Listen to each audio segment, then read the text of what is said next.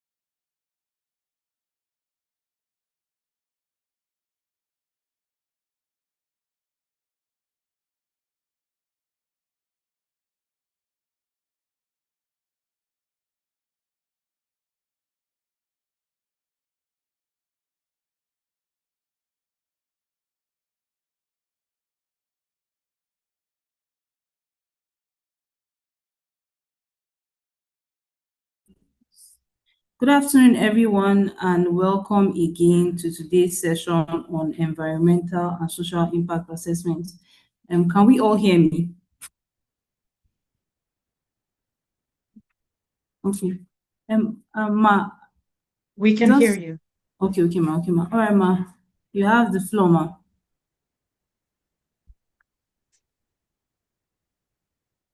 Good afternoon, everyone, and welcome. I would keep my camera off because my internet has not been very steady. I just want to say thank you for making the time to join us at today's training. I see people from across the country, from the Northwest, the Northeast, the South, the Southwest, the middle belt of the country, Niger, Benue. Thank you so much for joining us. Plateau State, Sokoto State. Thank you so much for joining us. And it's a very important series that we've embarked on. We are on I believe, the 6th module for this set of trainings that we've been holding. And you already know the background. I seem to go into the background at every single training. But I'll go into the background for today's training and the motivation for today's training. I think that it's not rocket science. It's very obvious why we will have a module on environmental and social impact assessments, because at the heart of mining is the impacts that it has on people and on community. Mining itself is a devastating activity. It is the tearing down of the earth to gather resources that are useful for, I'm sorry, I was just distracted. Mining itself is a very devastating activity. It is destruction of the earth to gather treasures, useful elements, metals, stones from the earth for our use as humans. And it doesn't leave the earth quite the same. There is no way you will take, for example, a whole cake, cut into it, into the layers at the bottom, to remove, for example, cherries, raisins from the cake, and try to put the cake back together again and to perfectly fit in together again. The earth is even more complex. And the complexity of that is even beyond the altering of the earth that it alters the things above the earth. It alters the way in which communities live. It alters the way in which the water bodies are. It alters the ecosystem, the vegetation. It alters the animal patterns. It alters roads. It alters everything. It alters security. It alters livelihoods, incomes.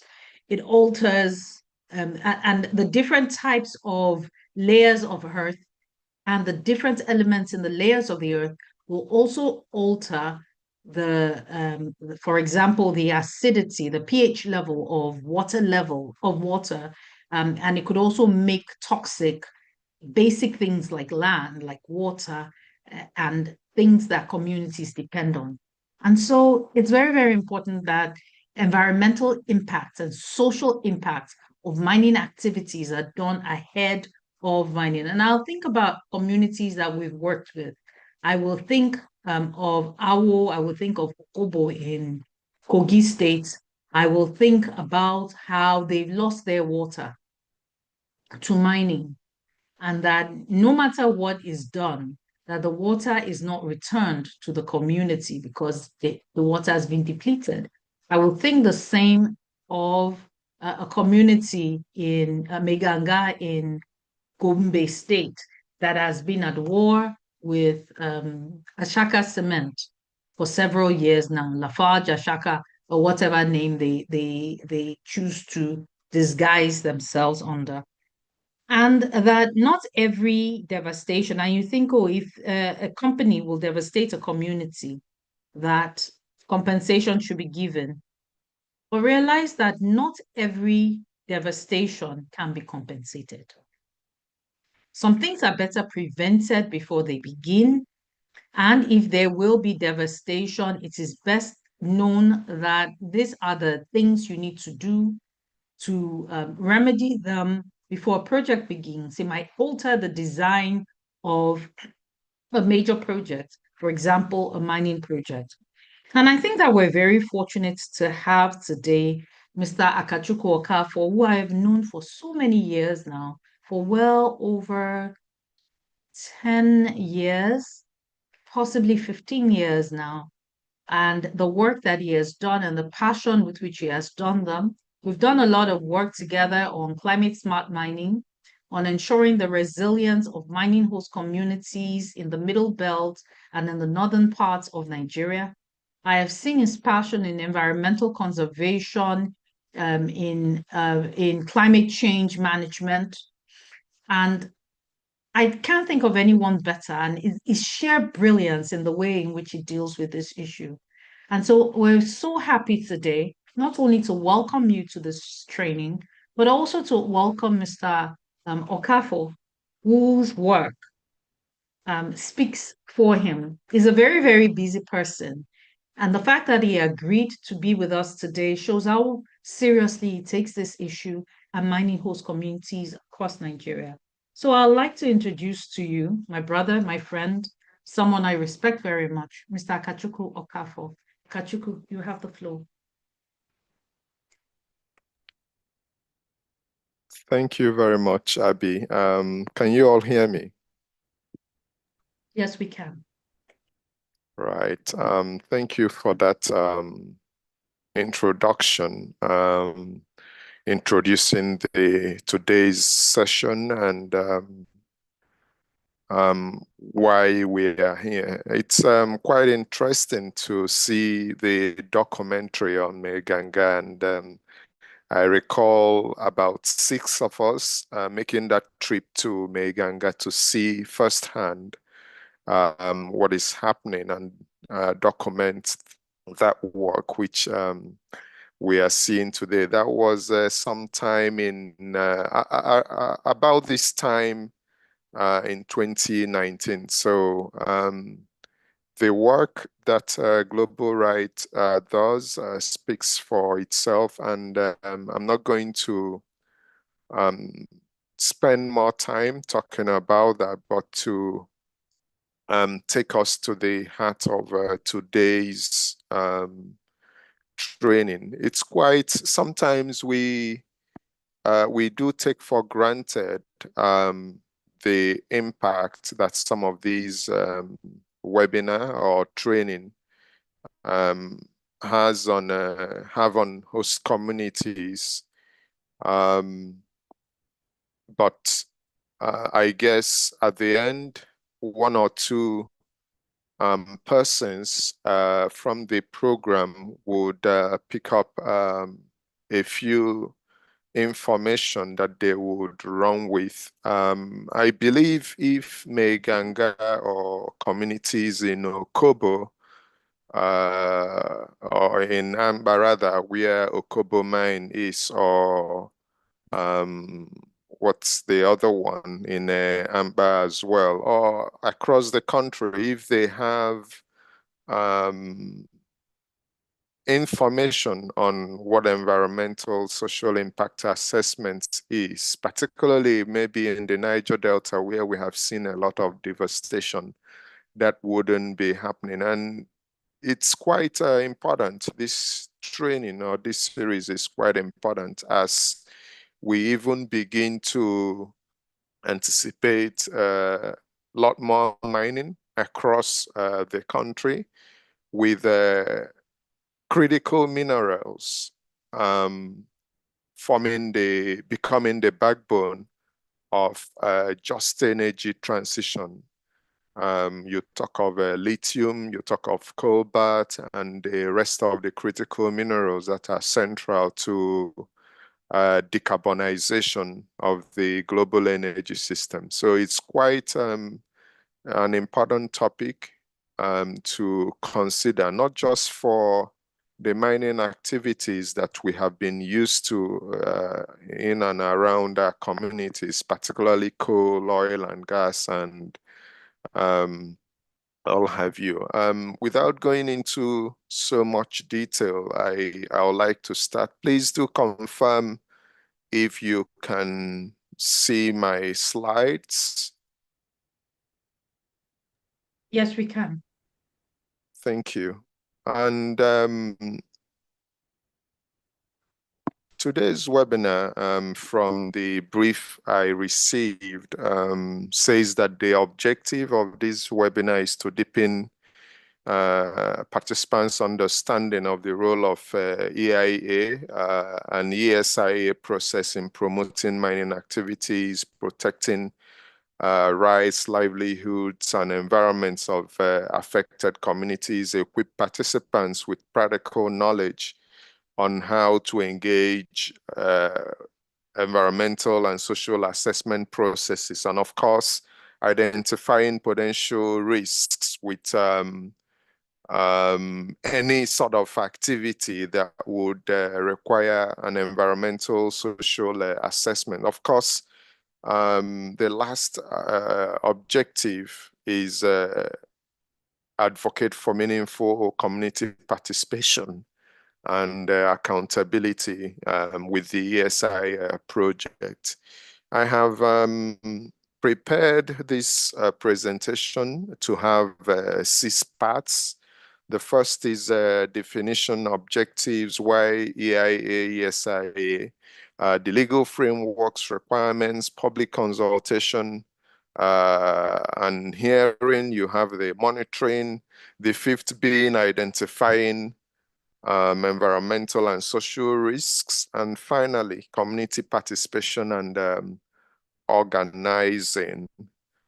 Before I continue, I would like participants to put in the chat any other objective that they have in mind in attending this training, or any topic or thing that they would want us to cover during this training that haven't been captured in the objectives that I provided. Before I dive into the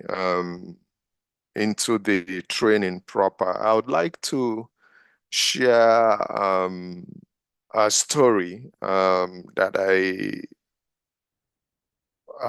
from me an experience sometime in early 2000 and 23. I had some money in my hands and was interested to dispose of it in a landed property, in a land somewhere here in Abuja. And I started looking out for, can you see the screen, by the way? Yes, we can. Oh, sorry.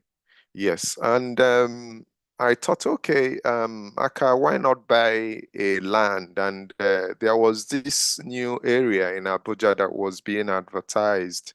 Is the hilly part of Katambe. I don't know how many of us know Katambe very well. It's a beautiful part of town, and I thought, yeah, it would be good to buy land there.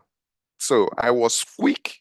Pay attention to the things that I'm highlighting. I was interested to quickly dispose of that resources or that money, as it were. I wasn't so much interested in doing the due diligence required, though I did some due diligence, but the length of due diligence. And when I talk about due diligence here, I'm talking about doing assessments, making some assessment of where I want to buy the land.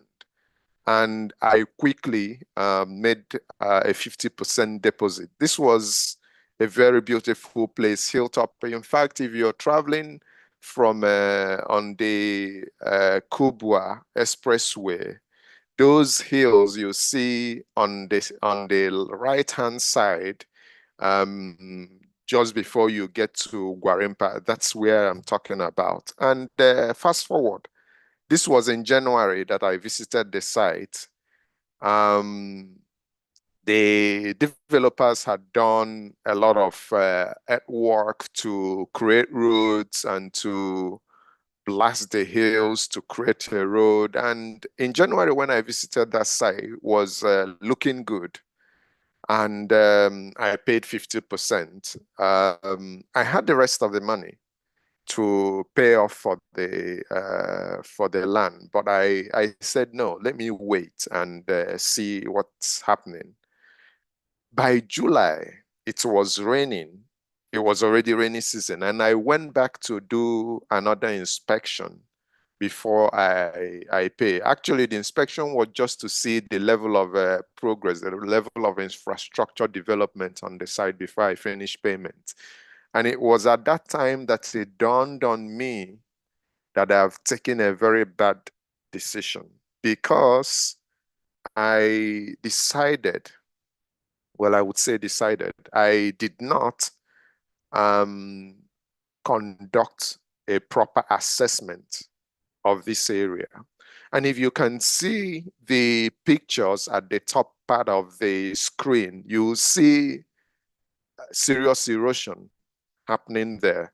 And it was at that time that I took a proper inventory or assessment of what a serious housing development has proposed by the developer and other developers, of what that would mean for the terrain, because this was a very hilly area. And it occurred to me that for the cost of the land that was being advertised, that the project developers couldn't have developed a plan to kind of deal with what the outcome of the development was going to be when it comes to erosion and all have you that was going to take place. I will make speed.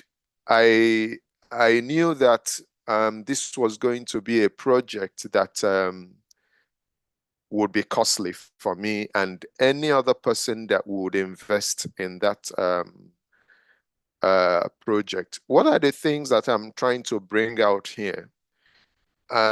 ESIA is very important, not just for the host communities that will host the project, but for people that are buying into the project, the investors that will invest in the project, because we have seen in many occasions whereby people invested in a project and all of a sudden after a couple of years, because of one environmental factor or social factor, the project couldn't continue and their money got trapped.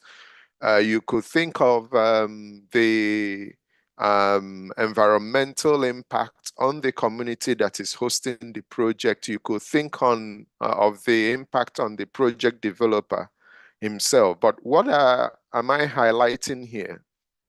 Every project that we go into should have a thorough ESIA conducted to understand what is going to happen.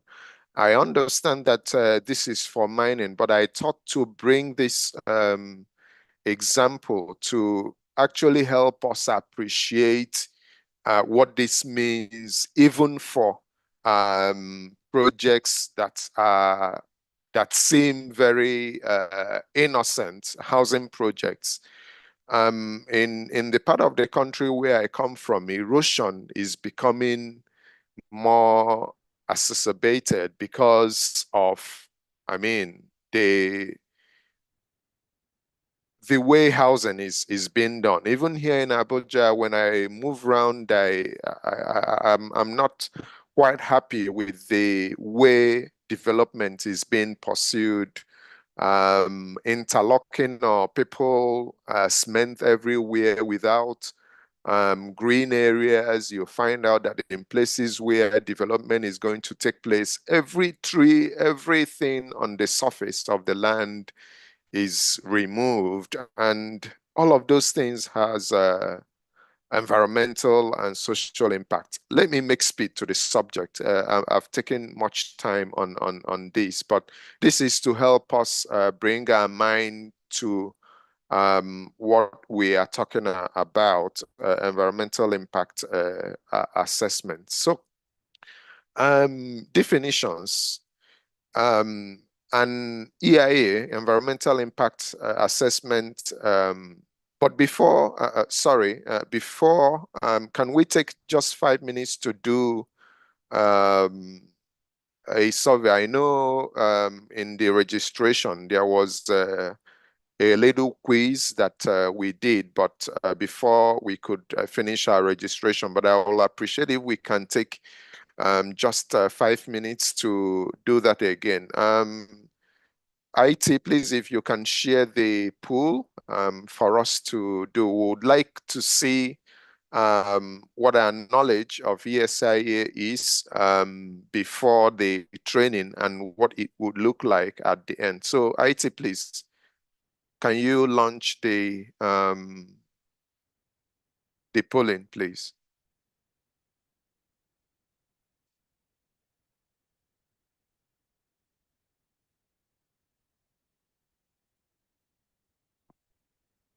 IT, can you hear me? Yes, we can hear you. Are working on it. I'm trying to launch it now. Yeah, it's up now. Okay.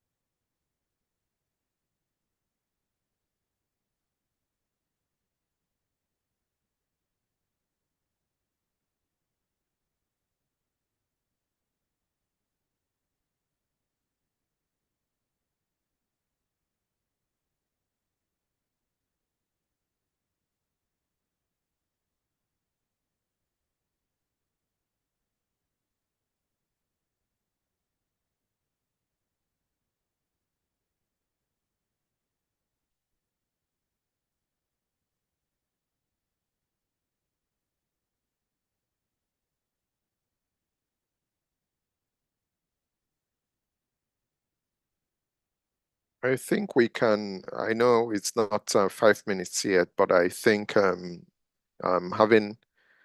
done the quiz earlier, we would have gone through that. I'll just continue.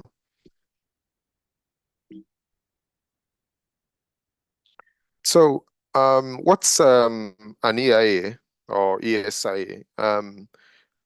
This just to warn us, the slides are packed. I may not be able to go through everything, but I would ask Global Rise to share the slides with you so you can have them and go through them at your own pace. So EIA. EIA is environmental impact assessment, focuses on environmental risks, while environmental social impact assessment expands the scope of the risks to include social, cultural, economic impacts on communities. Both processes aim to ensure that development is sustainable, socially responsible, and compliant with international and with national and international standards. In Nigeria, the EIA Act was decreed in 1992 and revised in 2004, and that's the primary legislation for EIA in Nigeria. And the main aim of establishing the EIA Act was to ensure that before projects commence in any part of the country, that the environmental effects are considered before that project is commenced. And the purpose for that is to plan a mitigation for that. Other objectives was to promote consistent environmental policy across all levels of government and to encourage information exchange and consultation for projects. Unfortunately, after 1992 till now is over, I don't know how many years, but over 30 years, if not 40, maybe 30 years. That all the objectives are not being met. Even recently, we may have heard in our communities, and we do see this every day, that government, project developers, private individuals embark on big projects without an EIA. Many times it's difficult to actually know if the ESIA was conducted before the Ministry of Environment issues an EIA certificate. And when is an EIA required?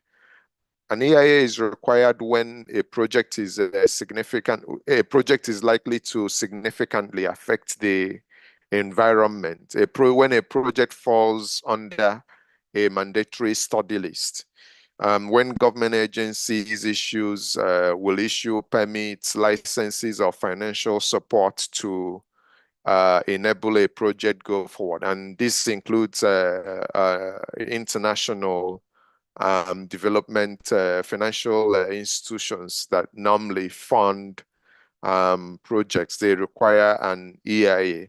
The mandatory study list, according to the EIA Act, is the list is there, but the sector that concerns us is in red, as you can see there in this slide. I've taken the time to list all the sectors so that when, as host communities, as citizens, when we see any project in any of these sectors, be it oil and gas, power generation, major infrastructure like the Lagos-Calabar road, or even smaller ones, or airports, or water resources projects, waste management, and the list is endless, including large-scale urban housing, as I mentioned earlier at the start. An EIA is required. And why an EIA? Some may want to know why an EIA. Why can't I just embark on my project? Why can't government just, because of exigency, of the time. I need to flag that an EIA is only exempt when there is a humanitarian situation. For instance, there is a natural disaster and government needs to respond by building infrastructure or doing anything that is critical to intervening in such a situation. That is one of the times when an EIA is exempt. So I need to make that clear. But else, EIA is totally necessary and required. And why is that so? It is to prevent or minimize environmental degradation, protect community health and livelihoods, ensure compliance with national and international regulations, promote sustainable development, and reduce long-term project risks. Global Rights, please, I would like you to notify me when I'm 45 minutes, 30 minutes, 15 minutes into the end of my time. I am aware that we have 30 minutes or so for Q&A. So please, I would like you to help me keep to time by reminding me when I'm close to that. So I continue. So the legal framework and legal requirements for that's part 2 now. I've talked about the act that established the EIA. We have NESRA, the National Environmental Standards and Regulations Enforcement Agency. The act that established it came into force in 2007, but there is a regulation specifically for the mining sector, which is the National Environmental Mining, Processing of Coal, Ores, and Industrial Minerals Regulation, which was approved in 2009. You have the Nigerian Mineral and Mining Acts of 2007. You have the Ministry of Environment and the Mines Environmental Compliance Department of the Ministry of Solid Minerals, responsible for enforcing EIA requirements, doing monitoring, and certifying rehabilitated mines. That's if we do rehabilitate mines in the country. I'm not aware that that we are rehabilitating mines. So there is a huge gap that needs to be addressed. You have state environmental agencies, you have the international safeguards, like I've mentioned, the World Bank do have theirs, and the African Development Bank does as well. IFC and other development banks, as you know them, there are many of them these days. They all do have environmental standards and safeguards that their projects have to comply to. Then the key requirements for an EIA is mandatory for all mining projects. There is a restriction clause. There is a minimum content for the reports. There is a baseline study. So before commencement of any EIA, there is a baseline study that is conducted to actually collect data for the present state of biodiversity and physical elements in the location. You have public participation as a key legal requirement. You have the review certification. You have the CDAs, as we all know about. We have the reclamation and rehabilitation plan, which companies are supposed to prepare. You have the monitoring and audit, you have the penalties, and the penalties is in a situation where companies do not comply with the requirements. It would be interesting to know if any penalties have been issued in the last maybe 10 years in the mining sector for failing to comply with the legal requirements. But I make speed. It's for us to judge. This is not a training to actually assess how implementation or enforcement of these requirements are going, but to enlighten us on what should be happening. So minimum contents of an EIA report, the Act specifies that there should be description of proposed activities, the potential affected environment, assessment of likely impacts, mitigation measures, gaps in knowledge, and the technical, non-technical summary.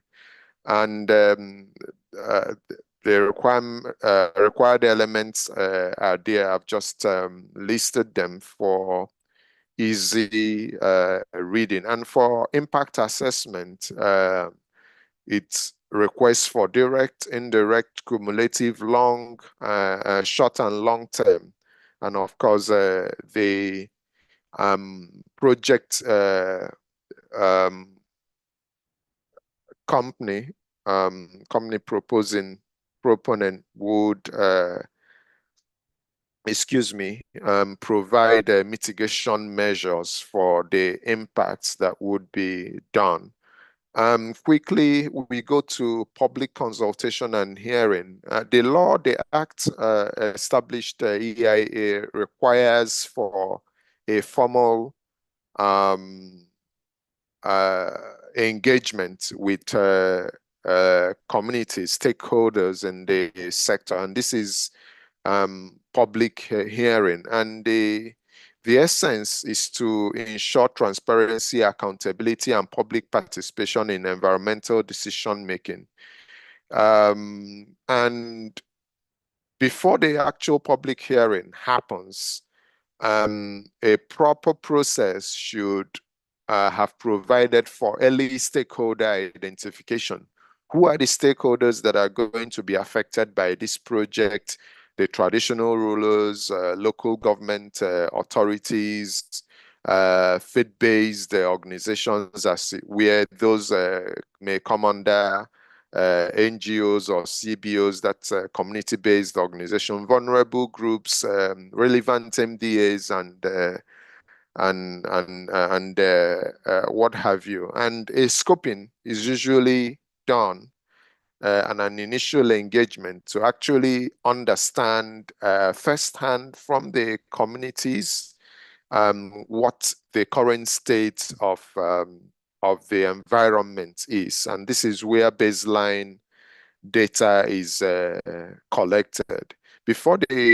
That's what happens before the public hearing process. Then the public hearing itself requires a submission of the draft ESIA report, which is submitted to the Ministry of Regulatory Authority at the federal level or at the state level, depending on the jurisdiction. And that triggers a public notification. And this is simply a public notice through the media that we have.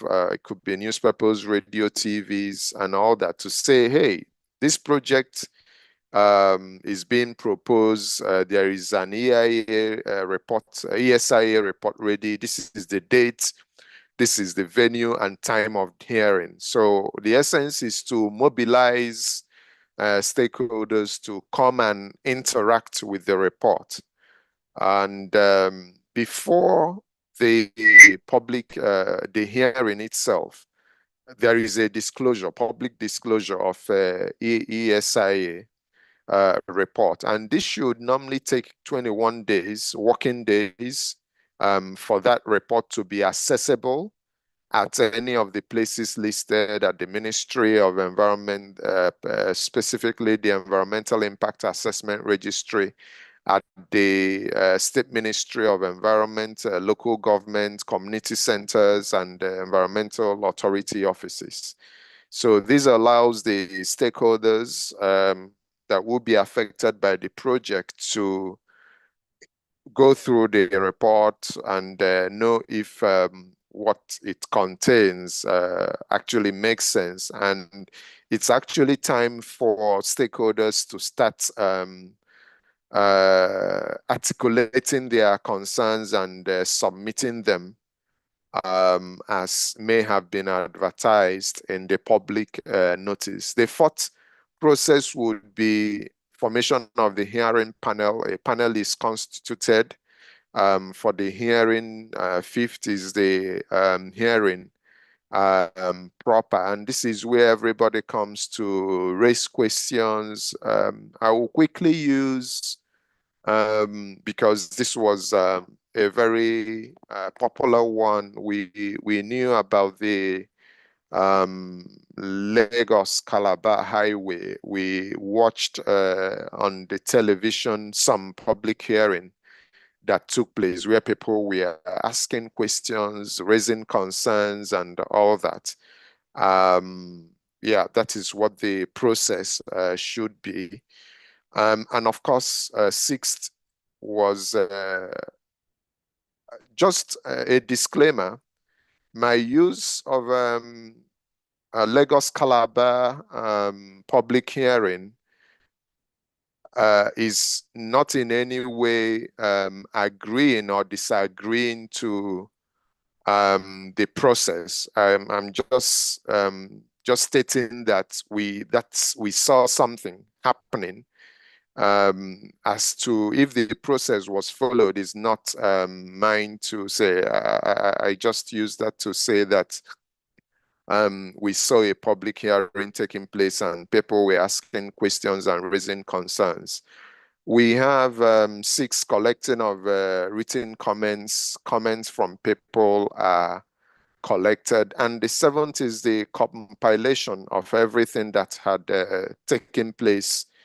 And the 8th is a revision of the EIA report. So based on what had happened at the hearing, the project sponsor may have to go back and revise the ESIA to address concerns raised during the public hearing, and should no further requirements to the ESIA is needed, an approval is issued by the Environmental Assessment Department of the Ministry of Environment.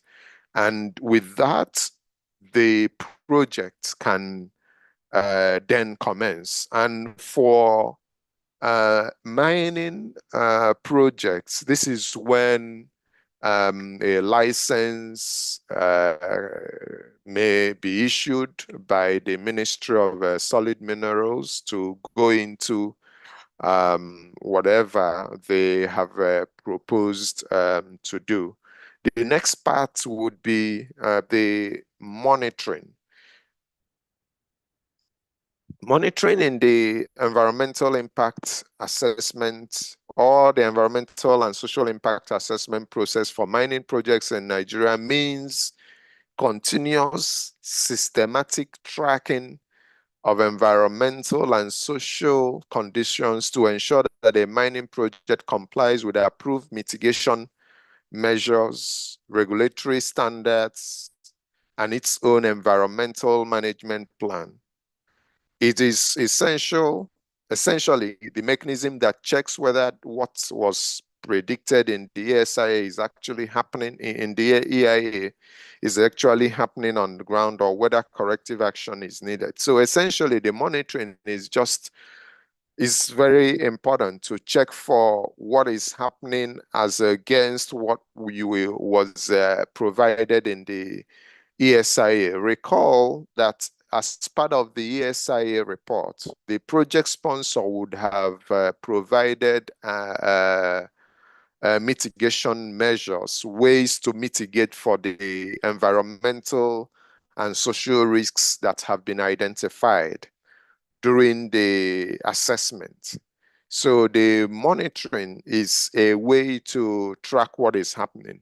Unfortunately, in Nigeria, host communities or non-profits do not have the resources to actually track or monitor what is happening elsewhere in the US or in Latin America or Asia, you have host communities hosting scientific equipment in some of those sites, and they are protected to monitor what is happening. For instance, the air quality, the water that they drink, and every other thing that needs to be monitored. The impact on the soil and maybe the vegetation and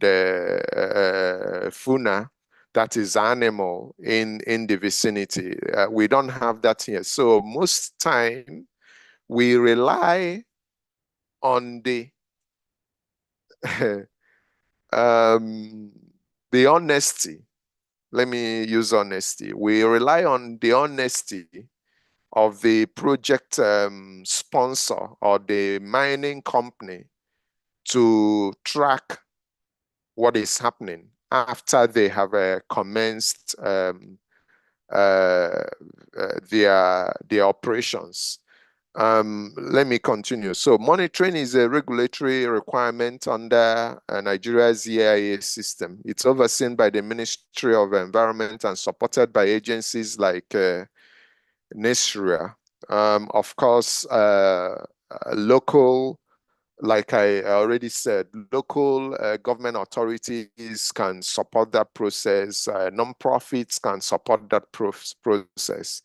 And the sort of things that are tracked or monitored is the environmental performance. I already mentioned air quality, water quality, noise, biodiversity, soil conditions.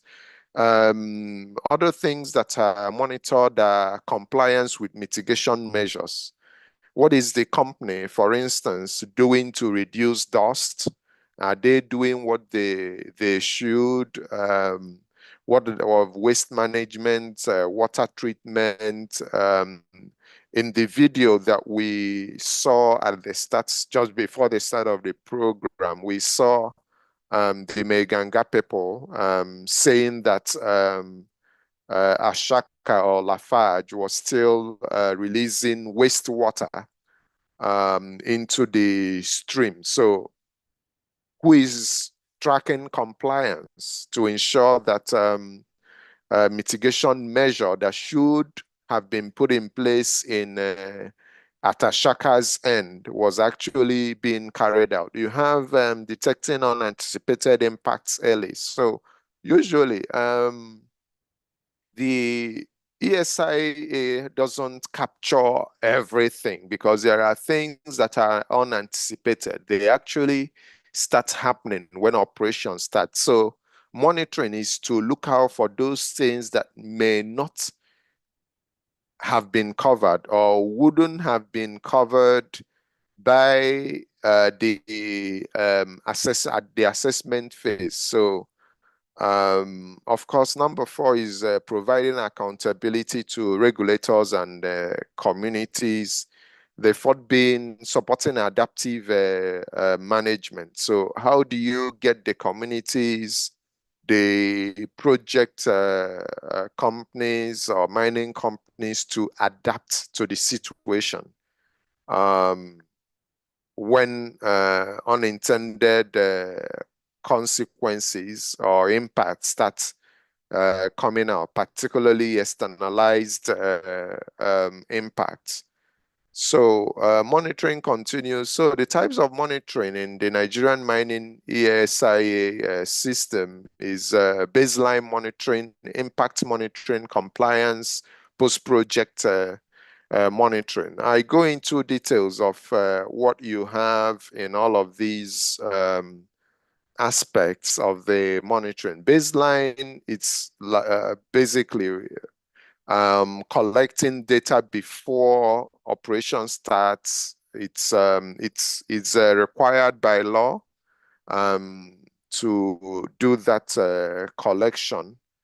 Number 2 is compliance, and compliance is done by the Ministry of Environment and the Mines Environmental Compliance department of the Ministry of Solid Minerals. And what does the Ministry of Environment monitor for? They monitor for air, water quality, and soil quality. So why am I going into these details? If as an active citizen, a responsible citizen, as a host community, you should know which stakeholder is responsible for the monitoring that you need to do and report non-compliance to. So for Ministry of Environment, it continues waste, tailing management, noise, vibration, biodiversity, social impact mitigation, and all have you. And for the mines environmental compliance, we have the implementation of environmental protection rehabilitation program, annual environmental performance reporting, mine closure and reclamation. I doubt if there are companies in Nigeria that are complying to this. It was interesting. There was a webinar, a training that I facilitated sometime in 2022. And interestingly, the host was University of Calgary. And interestingly, Lafarge was an Africa-wide training, or facilitators were drawn from across Africa. And interestingly, a representative of Lafarge was part of the panel, and it was quite interesting to see that for their facility in East Africa, I've forgotten the specific country, they have remediated and rehabilitated a particular mine that, I mean, you couldn't believe that was a mining site some years ago. It turned out to be a park where children and excursion people could come and learn.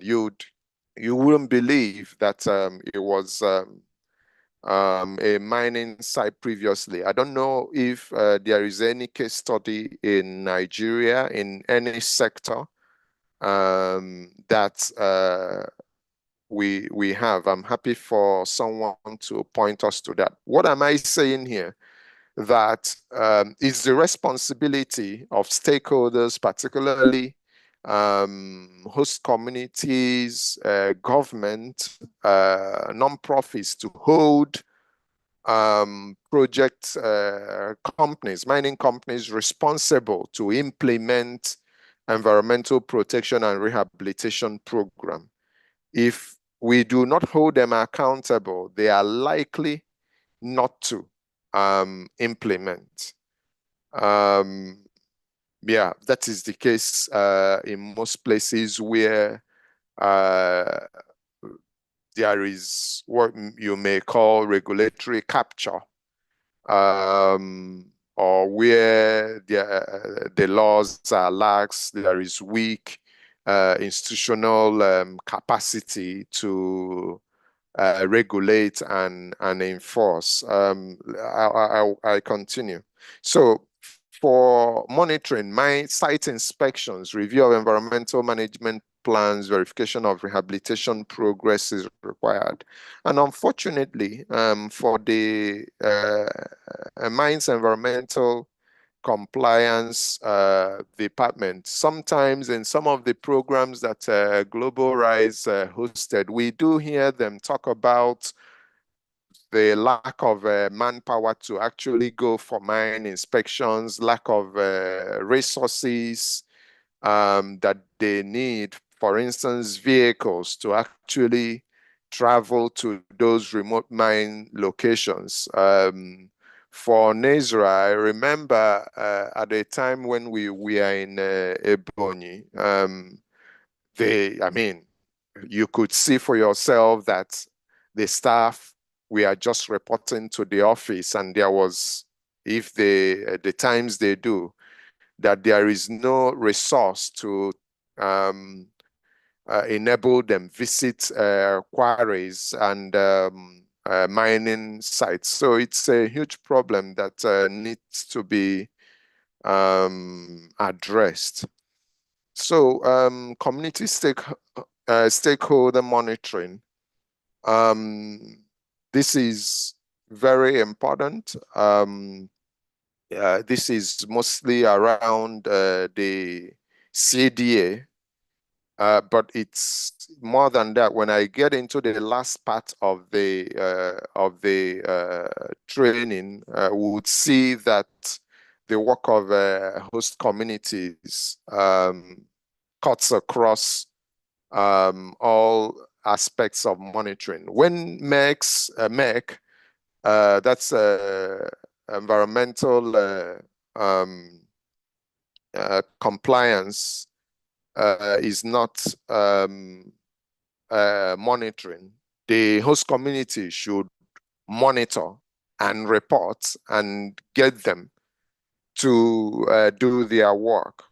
So if you ask me, is the host communities that the entire monitoring system is hosted on, they take responsibility for all the monitoring, because if it's not happening, they are the ones at the forefront that will be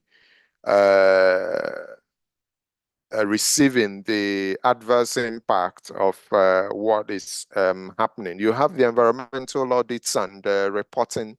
Mining companies must submit quarterly annual environmental monitoring reports, environmental audit reports, and all of that. Unfortunately, even government, the regulators are always at the mercy of the companies when it comes to the environmental audits, because, I mean, who is going to counter what they provide in the reports? If host communities have the resources to also monitor, or NGOs, or even get independent consultants, or NGOs are able to fund this monitoring, there would be a place for comparison. When they submit their reports, you can go through and actually say, hey, wait a minute, what is happening here? From the data we have received from monitoring, what you have reported is not what we are seeing on at our end. So as it is, to my knowledge, there may not be any basis for maybe penalties. And I did ask at the start of the training if penalties have ever been issued to mining companies in the sector. Yeah, I continue. I guess you know the answers. So follow-up programs, there is the EIA provides for follow-up programs to track effectiveness of mitigation measures, unexpected impact, need for corrective actions, and these include are important for acid mine drainage rather. What is it called? Tailing dam risks, land degradation, and of course, enforcement is another level of monitoring that needs to be happening, whereby compliance orders are issued, suspend operations, fines are imposed, or revoking mine licenses. I mean, it's you guys may know why I'm giggling at that.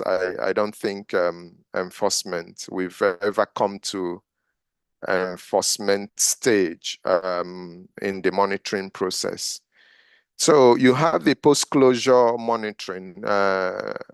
After mining ends, regulators monitor reclamation success, water quality, and all of that. And why is this important? It's important to actually help showcase success stories, to actually help project sponsors, financiers of some of these operations to know that the work that have been put in remediation, in rehabilitation, is not a waste, that water quality is improving and vegetation recovery is happening.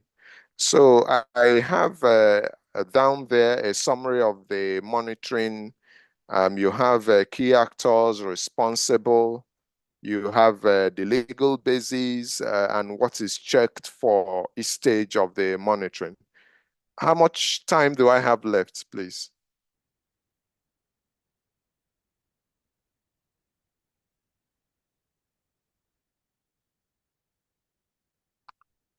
Part 5. Yes, go ahead, AJ. Yes, so honestly, you still have like 54 minutes because this ends at 4, but it's currently 3:06 p.m. Okay, so that means I have 25 minutes so that we can do Q&A. Thanks. Yeah, and I think I should be able to cover the rest of the slides. So, what are the environmental and social risks that need to be looked out for at the during the assessment process? So,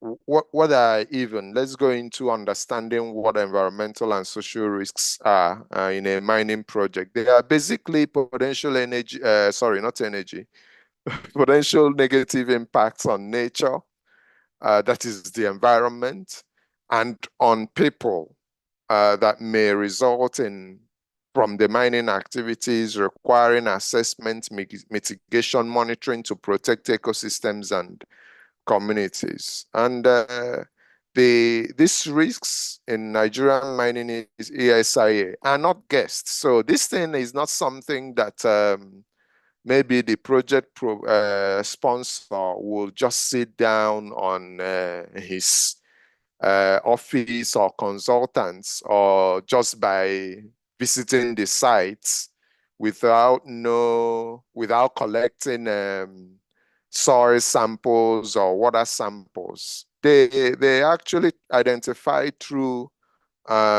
structured evidence-based process required by law. I recall my Ganga community had to sue Ashaka Cement or Lafarge, whichever one it is. And one of the things that helped was that Global Rights had to pay for lab tests. The water were collected, the water quality was collected, and lab tests were done, I think soil tests, and these were evidence that was presented during the process that gave Megan got the judgment that they needed at the courts. So this is not just saying, particularly for, we'll go into details in CIS. This is not saying that the taste of the water was not what it used to be, or saying that the color is not the same. It needs to be evidence based. So the EIA Act demands significant issues be identified, studied before commencing any project, and impacts, direct, indirect, cumulative, short, long, be assessed for with appropriate details. So baseline studies are used to identify the risks. they are data in, it's data in intensive stage. What does that mean? There's collection of the data, there are lab analysis, there are a lot of other things that are done, including interacting with the host community. There are things, for instance, in serious ones, the leaves of the vegetation there are collected and analysis done to record what the physical, biophysical state of the vegetation there is, and all sorts of things for thorough baseline studies. And the baseline data reveals vulnerabilities. And for instance, if water quality is already containing heavy metals, it means that, look, the best thing to do is to leave that host community. They already have very heavy metal in their water because of maybe they are hosting coal beneath the earth. So why do you want to exacerbate the water quality by opening a mine there? So these are why some of these are done. It will require the company to maybe go elsewhere to do their project. Unfortunately, in Nigeria, in previous series of these, in previous sessions of this series, I understand that the free prior and informed consent that is part of project selection or project development was treated, and the consent there that is part of the process requires that host communities can veto projects. What do I mean by that? They can say, we don't want to host this project. But unfortunately, in Nigeria, I doubt if any host community have been able to stop projects from going on in their community. At best, they are given CDAs to sign. And unfortunately, the, what is it called? The Ministry of Solid Minerals can issue licenses, permits, or whatever it is called for operations to start, even when host communities do not agree that projects go forward. It's unfortunate. That's where the situation we find ourselves in. But I continue. So for the different environmental risks that may be identified, include land degradation. Mining causes extensive disturbance of landforms, clearing of vegetation, excavation, pits, overburdened dumps, soil erosion, loss of fertile topsoil, landscape instability and subsidence. For water pollution, you have acid mine drainage, heavy metal contamination, lead, mercury, arsenic. In the case of Meghangadia, we are lead poisoning, that incidence of lead poisoning. You have sedimentation of rivers and streams. You have contamination of groundwater. So for air quality, you have dust emissions from blasting, haul roads, crushing, and all have you, emissions from generators and heavy machinery. Noise and vibration, heavy blasts have impacts on noise levels, which are not good for our ears. Unfortunately, it seems we are used to very noisy environment, and we do not appreciate that these noise have impact our ears negatively. Ground vibrations. We are in Ebonyi. We are in Benue, and we could see buildings that were affected by blasts. So normally, if you are to host a mine site, there is, I've forgotten how many radius it should be, that, I mean, no mining should happen within some radius from buildings, so that you don't blast and cause cracks to buildings, because sometimes those cracks or structural defects are not noticed, and people can be in their sleep and their buildings collapse on them, and all sorts of incidents that host community members face. You have biodiversity loss, habitation destruction, loss of flora and fauna, disruption of wildlife migration, roots, poaching as well, due to worker influx, waste and tailing risks, social displacement and resettlement. You have livelihood disruption as risks that you have that should be identified during the EIA, ESIA process. You have community health and safety, cultural heritage impacts. You have conflict and social tension. Interestingly, in Ghana, I was opportune to, it sounds funny, but these are the things that bring conflict in some communities. I was opportune to go for a monitoring walk in Ho. Ho is a host community. They were hosting a dam facility in Volta region in Ghana.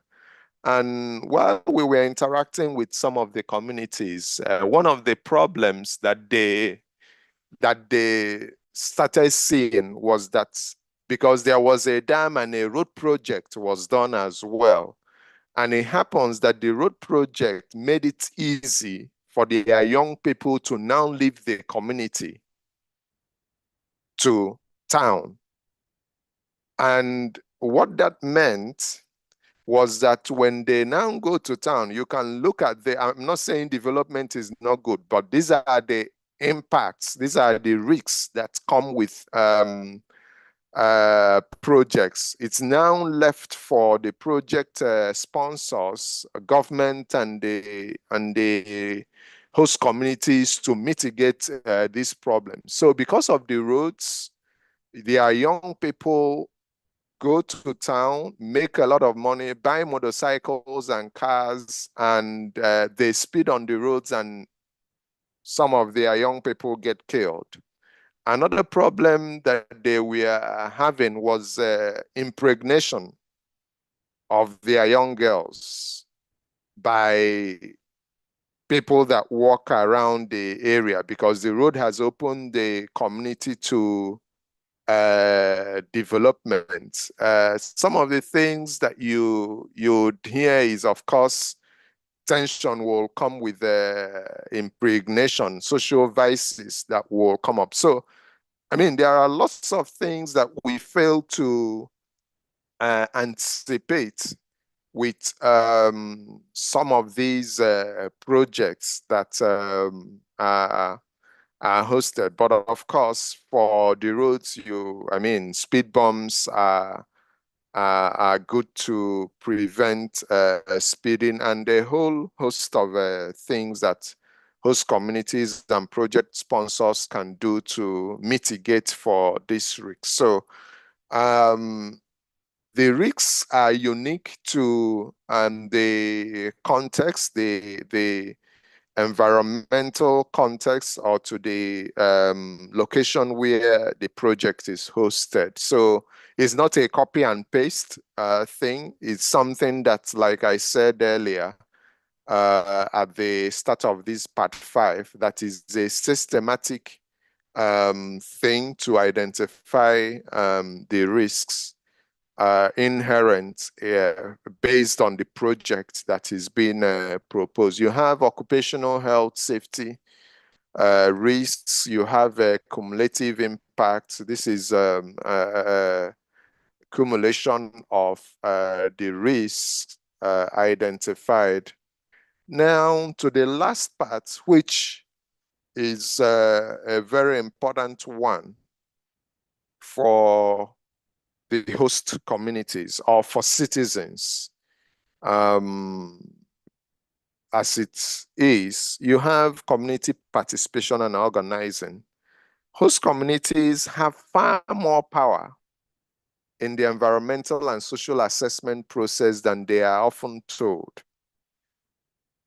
The EIA Act expects communities to shape what issues are studied, how impacts are interpreted, and what conditions are imposed on mining communities. The strongest communities don't wait to be consulted. They organize, they document, and engage strategically from the very beginning. Well, it's unfortunate that we live in an environment of maybe quick fix, or government being in a hurry, or project sponsors being in a hurry to deploy resources. Maybe there are timelines that they need to meet and they are in a hurry to get on with their projects. But engagement with the community participation is a very deliberate process. It takes years to do. It's not something of, for very big projects, it's not something of 3 months or just one town hall. Unfortunately, here we don't have the system for enforcing proper community participation in ESIA process. But ESIAs or engagement with communities can take years. And we have seen, not in Nigeria though, elsewhere, where project sponsors or mining companies paid dearly for neglecting to engage with host communities. They made their investment, and within years, they saw that they couldn't cope with the community mobilization and community pushback, and they had to leave. Let me make speed. Maybe I say other things in the Q&A if there is time. I think I have 7 minutes to wrap up this session. How host communities should engage environmental, apologies for I'm missing impact assessment process. So organize early.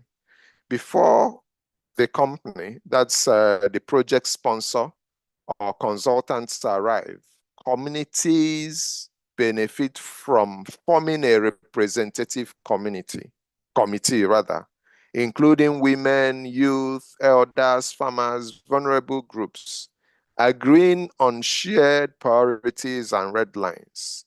So early organization ensures the community speaks with clarity and unity. I can't overemphasize the importance of organizing early.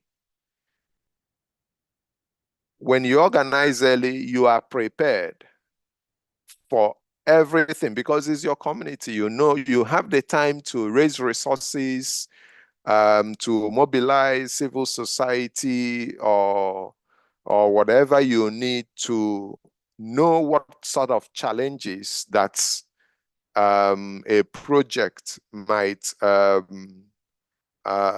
impact on your community, so you can engage them. Early organizing is really important. So the next step will be participate actively in scoping.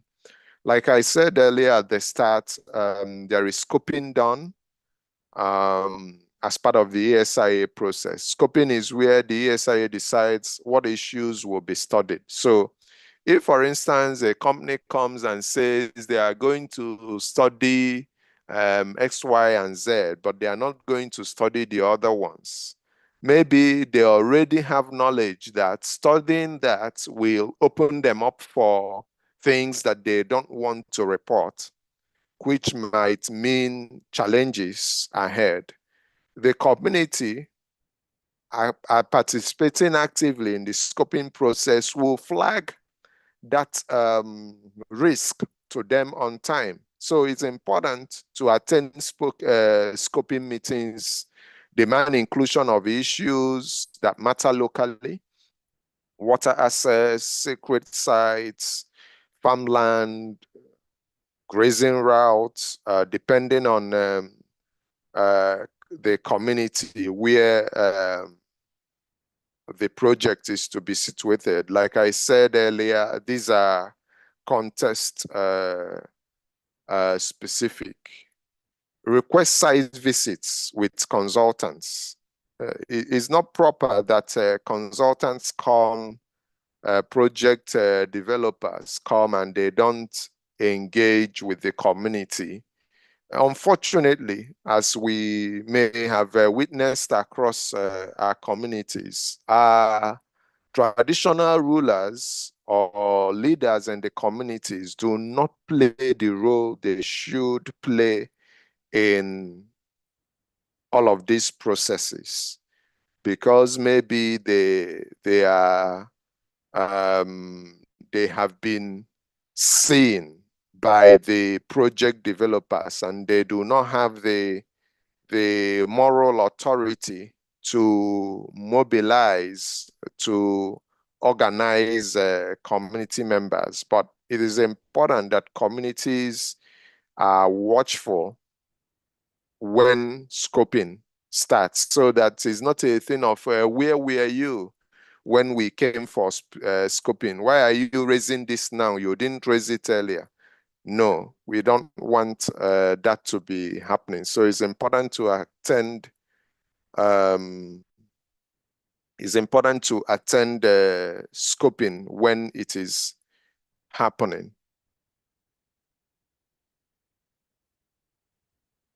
Provide local knowledge. So communities hold information no consultant can guess. Yes, because they live in the local community. Just a point of information on EIA. It's just to highlight that for many projects, EIA, ESIA is not done just in the dry season. EIA is done in the dry and rainy season because, like I said earlier at the start, when I visited that site in Katambe, it was during the dry season, but I was deliberate. At least I wanted to also see how it looked like during the rainy season, and that gave me a better picture of how the site, the project or the community will look like when it's rainy. So the communities know their community very well. They know the seasonal water shortages, flood patterns, cultural heritage sites, wildlife migration, and all have you. Another area is review and comment on draft ESIA reports. I have mentioned this earlier. It's important that they request for copies because most times you may not find these reports where I mentioned they should be available. So if they are not available in those places, request for it. From government, from the company, and hold community review meetings. It's not enough to receive the copy of the report. It's important if the community cannot understand what is in the report, they should seek assistance from non-profits or whoever they can get independent support to interpret what is in the ESIA and hold review meetings to agree on where they stand on the report that is submitted so that they can present a united front during the public hearing. You wouldn't want a situation where you come to public hearing, there is a faction. There is a faction of the community saying that this is what they want, and there is another faction saying this is what they want. It provides an opportunity for the project sponsor or government to say the community are not even united, so maybe we can do whatever they like. They like. I understand that. I mean, sometimes the project sponsors do sponsor some factionalization of the community process so that there is no unity, but it's the responsibility of the community to ensure that they present a united front. Then you engage regulators directly. Communities can contact the Federal Ministry of Environmental Assessment Department, the Mines and Environmental Compliance Department of the ministry. A minute, please.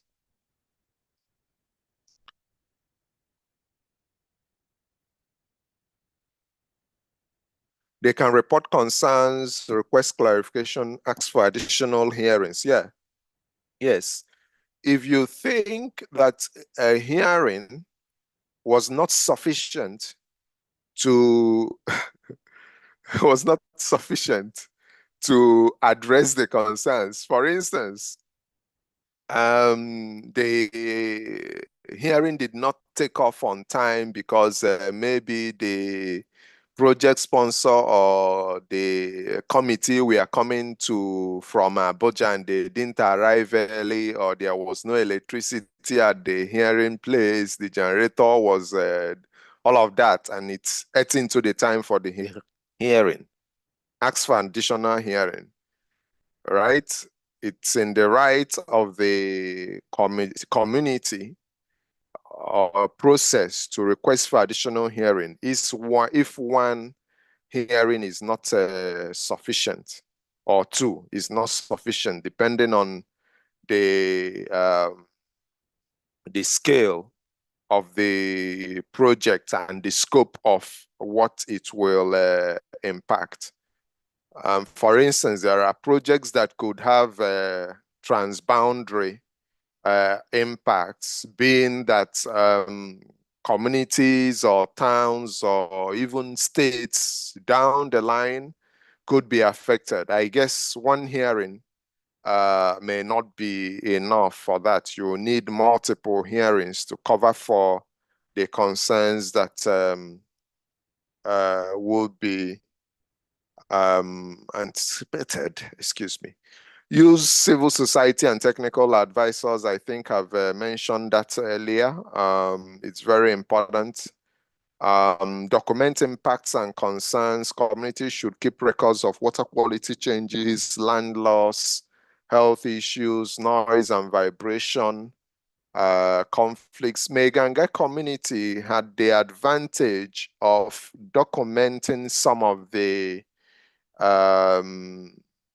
some of the baseline data of their community before Lafarge started operation. That helped their case in the courts. 8, negotiate strong CDA. I think under the, I think there was a time, correct me if I'm wrong, that Global Rights was thinking of helping communities interpret their EIA, sorry, not EIA, CDAs, because sometimes those documents can be legally heavy. They can, I mean, they need they need to be interpreted and unbuckled to help communities understand what they are going into, because they are legal documents. Anyways, number 9, participate in monitoring after approval. I talked about this earlier. The importance of monitoring is the responsibility of the community to monitor everybody that should be doing one monitoring or the other, and report non-compliance when companies are not complying. Of course, EIA Act allows for follow-up programs, and communities can be part of them. This is where I end. Happy to take your questions. Thank you very much.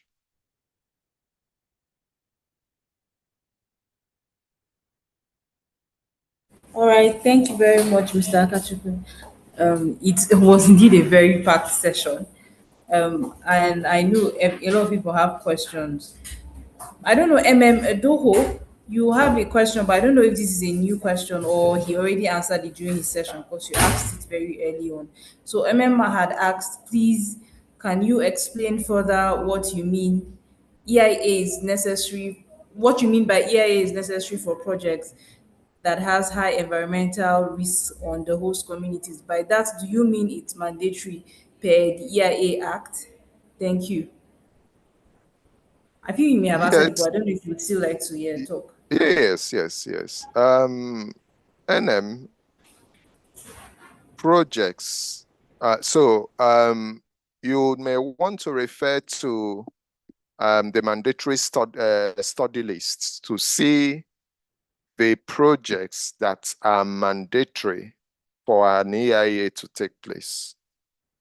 For mining, of course, for lots of projects. So it's mandatory, but I did provide a caveat. It is only, it can be waived in emergencies when government needs to respond to disasters or humanitarian situations.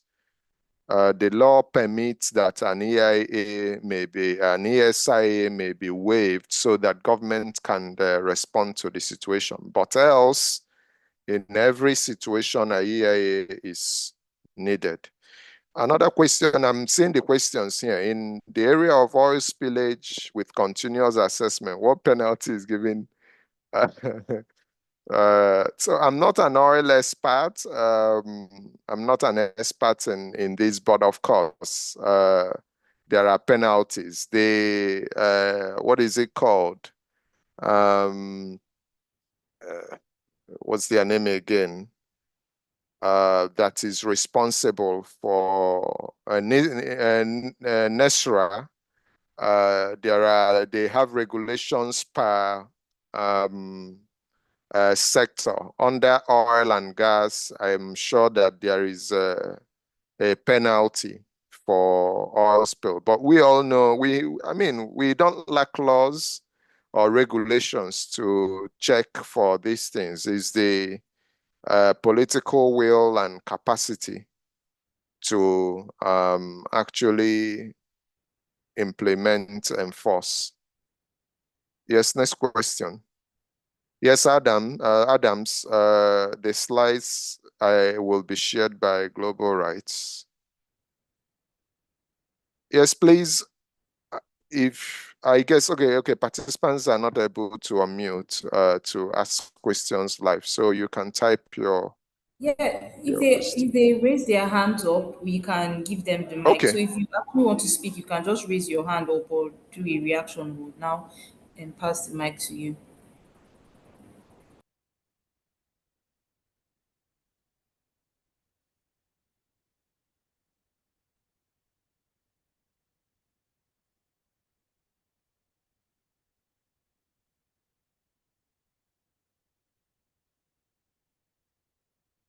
Okay, there's another question from Smith Wokocha. He's asking how to engage relevant stakeholders in becoming solution drivers in affected communities where critical minerals are domiciled in order to achieve sustainable development and just transition. So, it's much easier they say the best form of attack is the best form of defense is to attack. It's important that before for communities that host critical minerals, it's important that those communities organize themselves early, understand the risks of mining in their locality, and engage government before even project developers arrive. So they know that you know what is happening. So they go and prepare and do the right thing. So in terms of solution drivers, it depends. It can be context specific, but I know that communities, the first way is to be proactive in knowing what is going to happen, in engaging. Of course, the solutions has to be co-designed, has to be co-developed, because well, the problem is actually providing what is it called, an environment that encourages participatory, inclusive engagement or solution design. Because from what we've seen, these project sponsors are good at doing their scoping in those communities before they come. They already know the influencers, the troublemakers, and they come early enough and engage them. So when the community is now is now trying to engage, you find out that some of their influencers or people that they hope on to engage with the companies have been bought over. So you really have the platform to actually engage, to co-design or develop solutions. So I don't know if I have answers to solving that problem, but I think where the answers lie is in the agency of judicial process, because there is no way. I believe I can be contradicted. Global rights, for instance, or any other stakeholder can actually collect samples or sue a company on behalf of a community, as far as the case is clear, as far as the facts are clear. But the problem is, I am not sure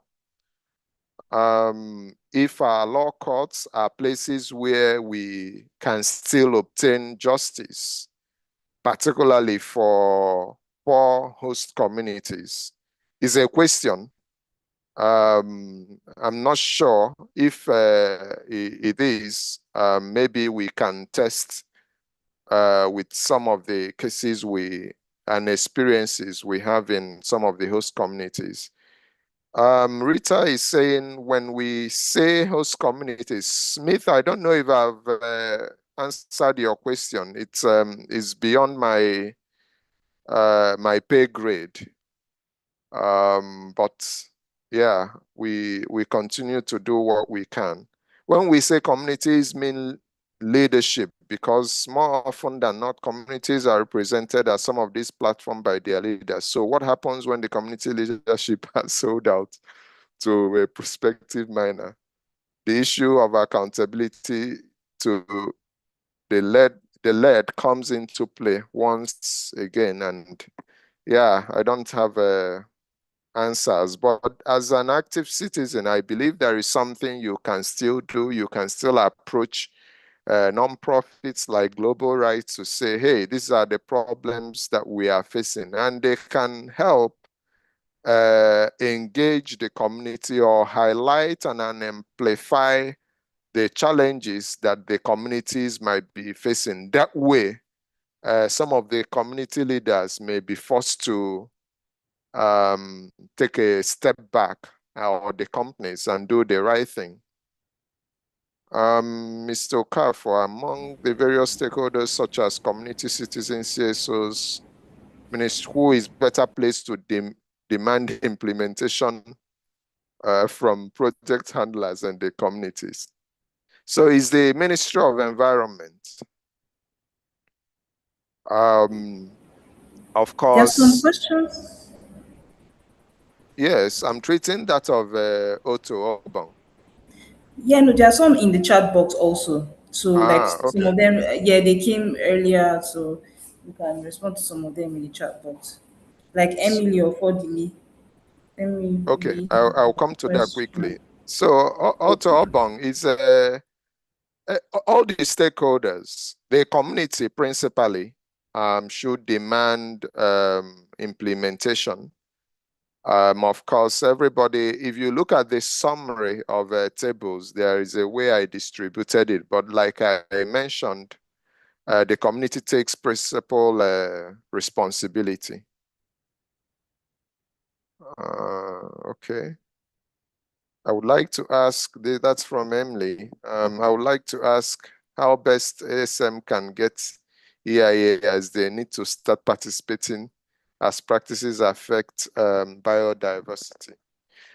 Brilliant question. I think this would be for, I believe that the ministry, if I check, the Ministry of Environment should have a process for artisanal mining. They should. NISRA should as well, but if they do not, it's an opportunity to engage with them and say, this does not exist. We think is important to develop one, because we are interested in doing the right thing. I believe they will not turn you down. But it's a resource. When you come to that, they might say they don't have the resource. So you might want to go to them saying that you already have a resource, a technical assistance for developing that process. And I believe they would welcome that. How can indigenous knowledge and community-generated evidence be incorporated into baseline? Yeah, so it's documenting the indigenous knowledge and having them verified. But of course, our system still allows for oral transmission of this knowledge. But if they are documented, they are much better. Of course, you can get, what is it called? Well, let me not go into that. There are processes you can transmit orally. You can document them by having them written down, and the community leadership or association rectifying them to be acceptable, approved by the community. Okay, drawing from my experience in that's from Jewel. Drawing from my experience in the humanitarian sector, I believe that if not already established, the Federal Ministry of Environment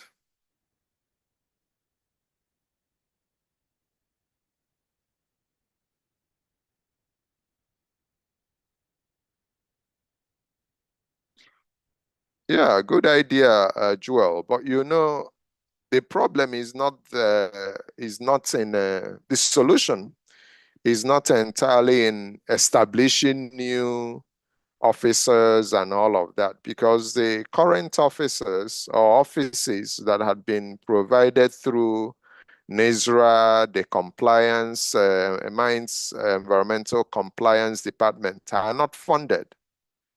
So if what we have currently that should be doing all this monitoring is not funded, it might be problematic creating new ones.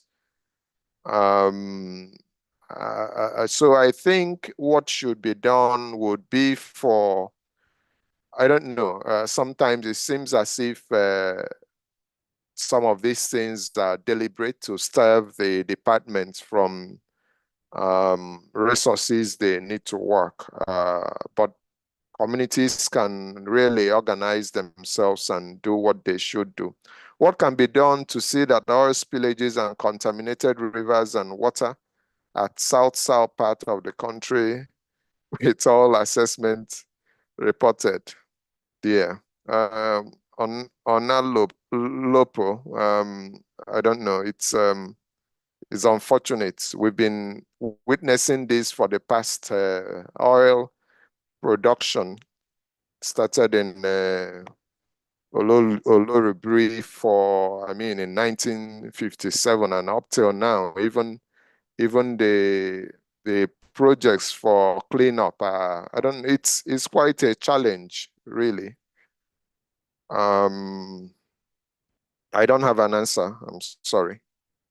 But communities should continue to highlight, thank God we're in the age of social media, where community members can report these spillages, contamination. In recent time, I have been seeing some of them. There is a community called Bele in Rivers, if I'm correct, where there is a gas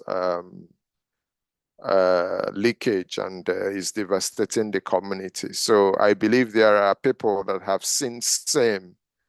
The power of social media is very valid to highlight these things. You never know who is listening. You never know who is watching. So you are to take that opportunity. But I think the problem is that many of us may not want to be seen to be the one championing some of these. And if that is a problem, we can come under the umbrella of human rights organizations or even the community. I mean, the community deserves to be heard, and I don't think any specific individual will be targeted. But if that is still a risk, organizations, there are many organizations that would be willing to undertake the call to action in that case. Still, there's still Q&A. Okay. So there's someone who said his hand has been up since, Mr. Moses Adeliji. Sorry, because the hand was raised up before the class even started. We assumed there was an error or something. So I don't. Bumi, can you just hand the mic to Mr. Moses? Mr. Moses, if you're still here, so give you the mic.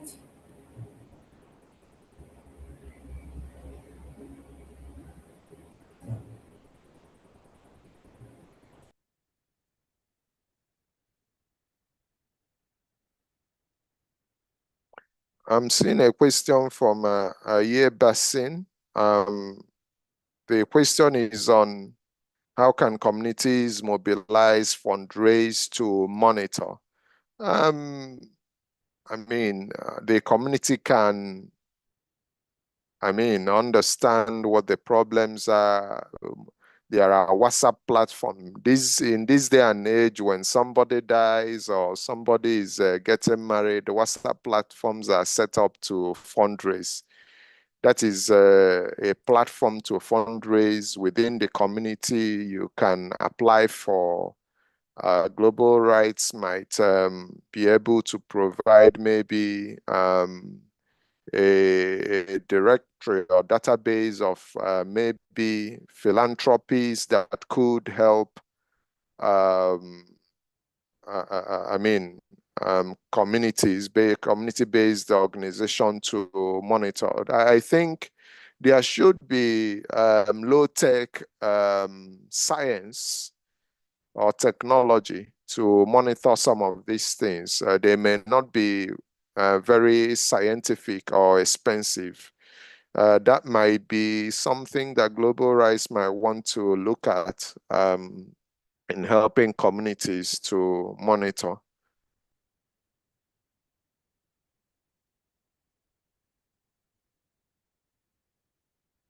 Yes.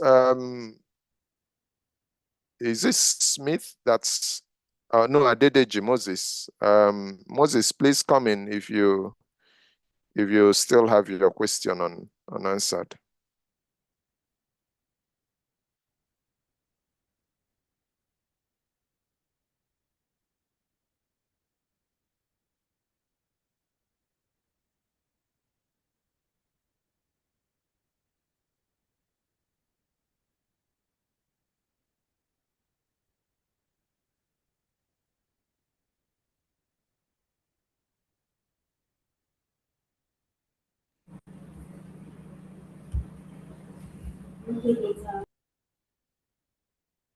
So I think Moses have put in a suggestion to Global Rights in the chat bar. Global Rights is for you to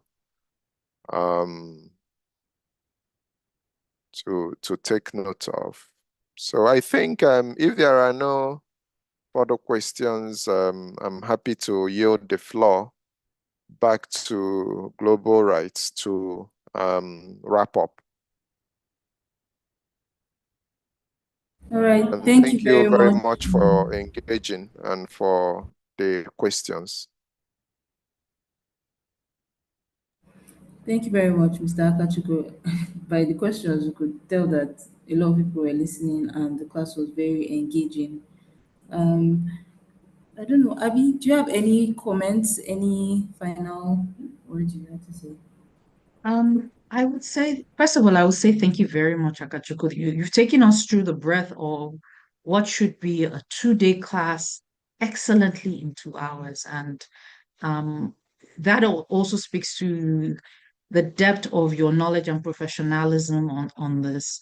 There are questions, but then I think there are directions that we can all take as mining host communities.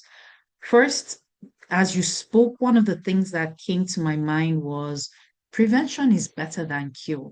We better deal with the problems before investment goes, and that your training wasn't just directed to mining host communities, but to the government and to the companies that wish to invest in mining themselves, to ask themselves to count the cost before they embark on the project, and also that a stitch in time saves nine.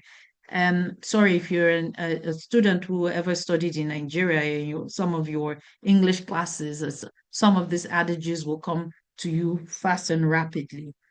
And as we think about these issues and the examples that Mr. Okafor has given us today, I think it behoves us not to waste this knowledge, but to use them. He has given us a great idea of which departments of ministries to engage, particularly the Ministry of Environment and the Compliance Department of the Ministry of Solid Minerals. The fact that we need to then go back as the Federation of Nigerian Mining Host Communities, we're a member of the Federation, and think about our own communities and the projects that are ongoing in our communities, or the projects that they're going to propose to our communities, and now being educated that as a right, we need to be informed and be engaged from the very start of the assessment process is also very important information, and that we also need to be diligent and not wait to be invited to the table, but to create the table to take over, I think are very, very critical points. And we can't thank you enough, Akachukwu. We also can't thank, and so many people are here today. We can't thank you enough for being vested enough in the Nigerian story and in a country that works to make the time to join us. So I want to say thank you, Akachukwu. I want to also say thank you to AJ for always expertly coordinating this event, to Jason, who goes the extra mile to ensure that information about this training goes far and wide. To Bumi, who provides support in the background, and to Noya, as well, our program manager. Thank you for your sacrifices and for the hard work that you do. I will hand over back to you, AJ, if you have closing notes for us. Thank you. All right, thank you very much, ma. I don't think anybody can beat your closing remarks. So thank you, everyone. And on that note, I wish every one of us a lovely evening, and I hope we will all come back for the next session. All right, bye. Bye, everyone.